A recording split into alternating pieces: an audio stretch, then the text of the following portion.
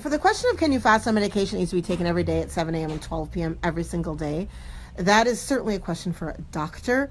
The plain old fiqh question is the fiqh answer is if you absolutely have to take that medicine at those 2 times and they cannot be adjusted, and that is not a question for me whether they can be adjusted or not. That is a question for a doctor. But if they cannot be adjusted, then you would not be fasting. You would not fast. Instead, you would partake of the other blessings of this month of giving in charity, of extra prayers, of feeding people, of supporting your human appeal charity, of supporting my nonprofits, of supporting your local mosque, and things like that.